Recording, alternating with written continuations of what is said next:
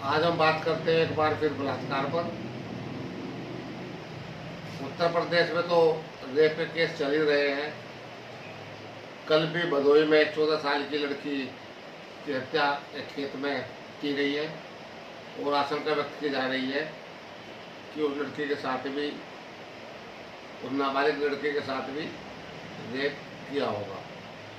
इसी तरह राजस्थान में भी रेप की घटना सामने आई है, जो 8 साल के एक बच्चे के साथ में रेप किया गया है। इसके अलावा मध्य प्रदेश में भी एक महिला को पेट्रोल छिड़ककर जिंदा जला दिया गया है। तो लगता है कि उसके साथ भी पहले रेप किया गया है और उसको बाद में जलाने का काम किया गया है।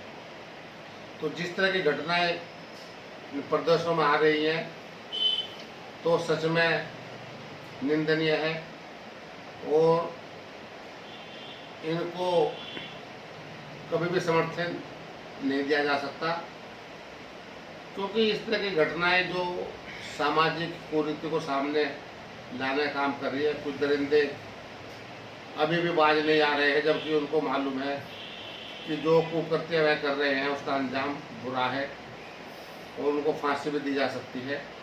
लेकिन फिर भी वह जो नरपिशाच हैं, दरिंदे हैं, वो शैतान हैं, वो अपने कारगुजारियों से बाज नहीं आ रहे हैं, जिसकी वजह से सारा समाज अचंभित है।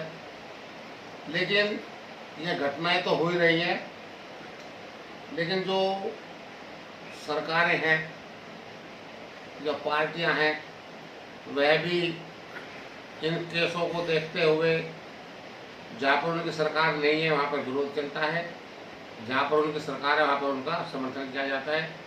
जैसे हाथरस का जो केस हुआ है, कुछ लोगों ने कल एग्जाम से मिलकर जो अपराधी है उनका समर्थन किया है, उनको एक पत्र भी दिया है। तो यह समाज किस ओर जा रहा है, यह समझ से बाहर है, क्योंकि अपराधी तो अपराधी होता है। अगर वह अपराध करता है तो उसके खिलाफ आवाज़ उठानी ही चाहिए, और जो पीड़ित परिवार है, पीड़ित है, उसको न्याय के लिए सभी को बिना राजनीतिक भेदभाव के, बिना जाति के, बिना धर्म के, बिना प्रदेश के, उसकी लड़ाई में उसको साथ देना चाहिए, ताकि जो पीड़ित परिवार है या जो मौत के मुंह में हमारी बेटी, बहन, लड़कियां चली जाती है, उनको मरने के बाद तो उनको इंसाफ मिलना चाहिए। तो उस इंसाफ की लड़ाई के लिए सभी को मिलकर, एकजुट होकर जो जुल्म है उसके खिलाफ लड़ना चाहिए। लेकिन जो पुलिस का रवैया उत्तर प्रदेश के हाथरस में चल रहा है, क्योंकि पीड़ित परिवार के जो सदस्य हैं, जो पीड़ित परिवार है, उन लोगों को बंधक बनाया हुआ है और ज़बरदस्ती उनसे हस्ताक्षर कराए जा रहे हैं, उनसे बयान बदलवाए जा रहे हैं, वो तरह तरह से डरा धमकाया जा रहा है।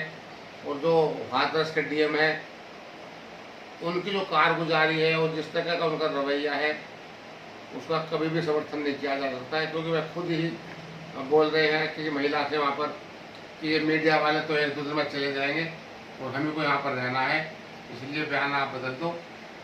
तो इस तरह की जो ओछी हरकत ये डीएम कर रहा है, तो डीएम के खिलाफ भी कार्रवाई होनी चाहिए, यह मैं समझता हूँ।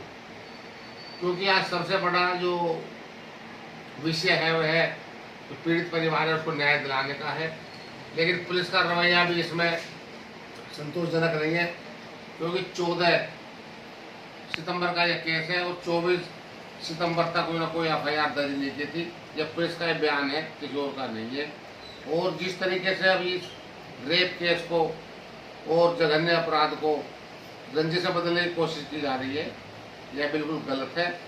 क्योंकि तर्क दिया जा रहा है, कुछ पत्रकार भी तर्क दे रहे हैं कि रेप की पुष्टि नहीं हो पा रही है, लेकिन रेप की पुष्टि सिर्फ 24 घंटे के अंदर अगर उसकी जांच की जाए, डॉक्टरी की जाए, तो तभी संभव है।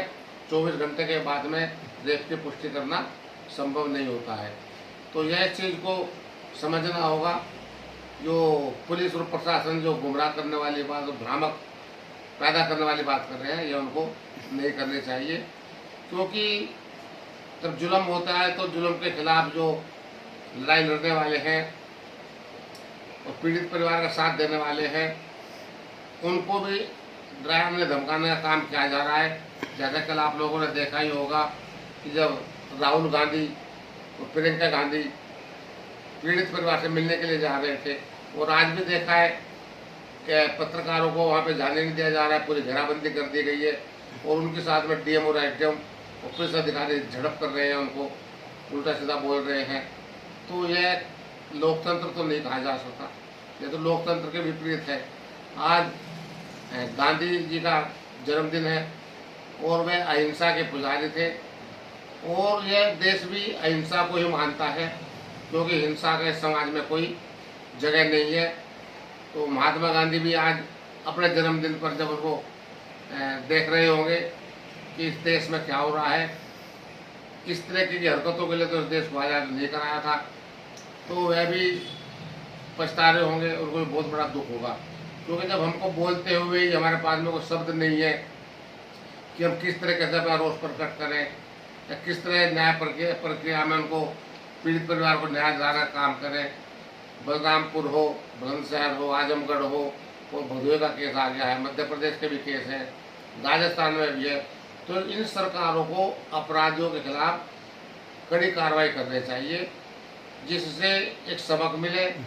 लेकिन ऐसा देखा जाता है कि जो पार्टियां हैं वह अपने सरकार को बचाने का काम करती हैं, उनके कार्यकर्ता कुछ जानते नहीं है, समझते नहीं है, वह अपनी पार्टी को बचाने का काम करते हैं, अपनी सरकार को बचाने का काम करते हैं, और जब दूसरी सरकार होती है उसको आरोपित करते हैं, उसको कटघरे में खड़ा करने की बात करते हैं, उसको कोशिश करते हैं। तो मेरा तो यही कहना है कि जो अपराधियों का साथ देने वाले लोग हैं उन लोगों का कतई भी समर्थन नहीं करना चाहिए, चाहे वह सरकार हो, डीएम हो, पुलिस कप्तान हो। कल की बात है जब एडीजीपी ने जो बयान दिया है, जिस तरह के बयान ये लोग दे रहे हैं, तो इसका बड़े ही ताज्जुब होता है और दुख भी होता है कि प्रशासन का कितना जमीर गिर चुका है कि एक बच्ची के साथ में तो करते क्या जाता है, उसको मार दिया जाता है और उसके बाद भी उस केस को लिपापोती करके अपराधियों को बचाने का काम किया जाता है। तो ऐसा नहीं होना चाहिए। अभी हमने देखा है कुछ डीएम ऐसे हैं जो गरीब लोग उनके पास जाते हैं, वह कार में से उतरते हैं और सड़क पर ही बैठ जाते हैं और वहीं पर वो लिखा पढ़ी करके उनको इंसाफ दिलाने का काम करते हैं।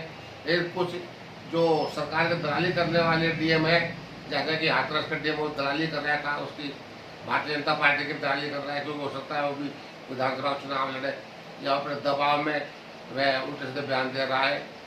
तो हम लोग तो यही चाहते हैं कि जो IAS है, IPS है, PCS है, इन लोगों को अपने कर्तव्य का पालन करना चाहिए और कर्तव्य का पालन करते हुए जो गरीब लोग हैं जिन पर अत्याचार हो रहा है उन लोगों का सहयोग करना चाहिए और न्याय प्रक्रिया में उनको सहयोग करके जो अपराधी लोग हैं उनको दंडित किया जाना चाहिए।